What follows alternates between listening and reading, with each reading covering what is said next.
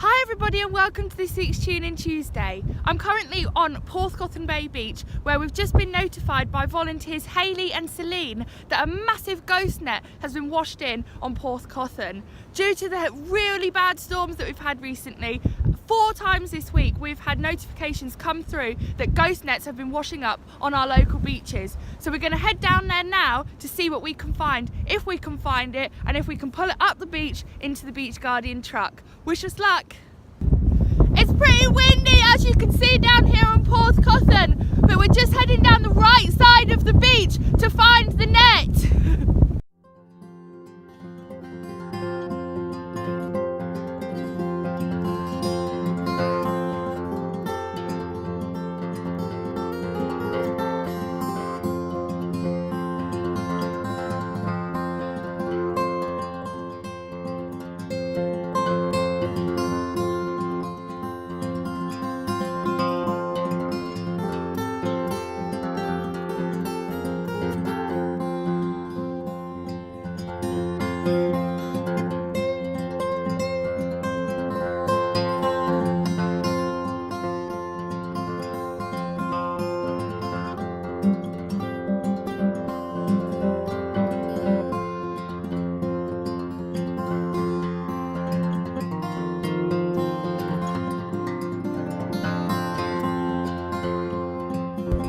I really cannot believe the size of this net. We haven't seen one washed in this big before.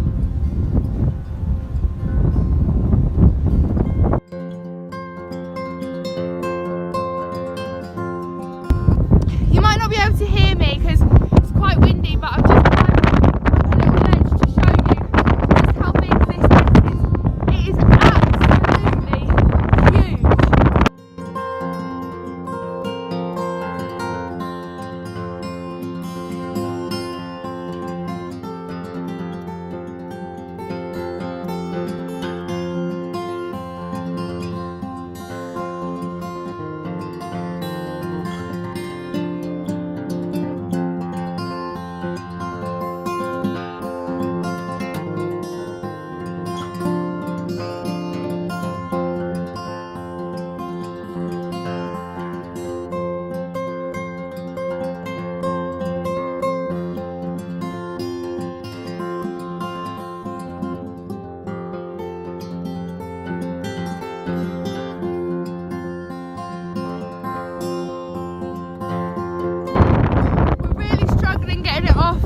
Trying to find some phone signal to call some volunteers to come and help us because it is so heavy.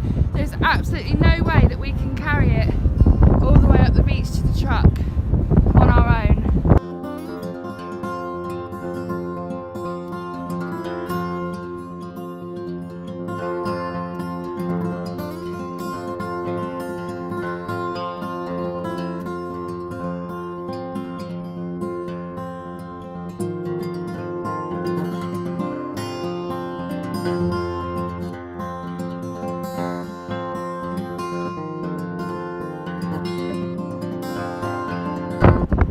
Is starting to change. We've got one of my best friends, Jade, from Berryfield's tea room in Porthcothan here, has come down to help, and one of my really close all-time family friends, Ben, is here.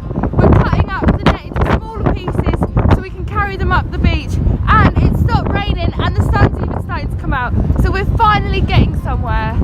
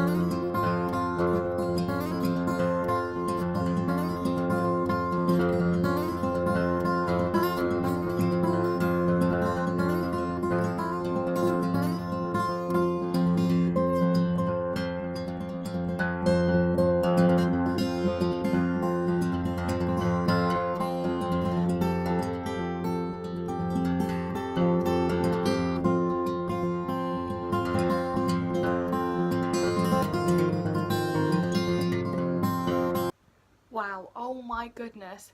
I was totally not expecting to go down to Porthcothan and see the net to be that big. When we were notified of the net down there, we couldn't have even imagined it to be that size. It was enormous and ridiculously heavy. So first of all, I must say a huge thank you to those that came along and helped, and a massive shout out to Porthcothan's own berry fields.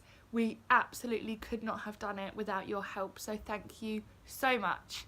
So quite shocking to see that net, and then also the amount that we have on our driveway that we've collected over the last few months or so.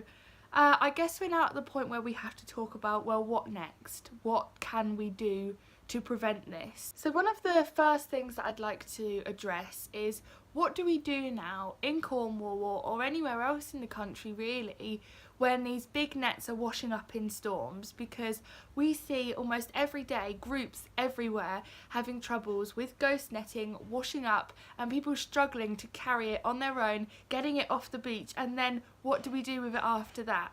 So I'm suggesting that we could maybe all come together. It might already be something out there, and please bring it to my attention, but like we have Cornwall Marine Strandings Network, why don't we have something like a marine debris network where, say there was another big net washed in like there was today, we could put a picture up on there and have set volunteers in the area that are available to go down and help the removal of it. Because if we didn't have the power of and strength in numbers that we had today, then that net would have been left there. We wouldn't have been able to remove it, and we've seen that many times before where people physically can't get it off the beach. So please give me your comments and feedbacks on that idea and see if we can get something sorted, because I think it would be a massive help to know that if you find a net, there's a place you can go to tell a group that they, you know, raise the awareness that it's there, and also get people down there to help the removal of it. So then what about the nets that we do collect? What do we do with them? Well, we've got a fantastic partnership with the Ocean Recovery Project, who we have spoken about before in previous videos, but the nets that you see in the video on our driveway and the one that we found today, we will be giving those to the Ocean Recovery Project, and they are able to send these off to be recycled into marine kayaks. So that is a fantastic collaboration we have, and we would really recommend getting in touch with them if you haven't already on how you can get involved and help them out as well. So now it's time we talk about the fishing industry itself, and I just have a short paragraph here that I would like to read to you from the Cornwall Good Seafood Guide. It says, "The Cornish fishing fleet has reduced significantly in capacity over the last 20 years. Combined with improved stock management at an international level, this has resulted in an industry that is more sustainable than ever before." Now, it's so important that you take away from this video that we absolutely cannot boycott every single fishery out there. It is so important, especially in Cornwall, a major source of income. But what we can decide to do is buy from the more sustainable places that use the more sustainable practices and catch the more sustainable produce.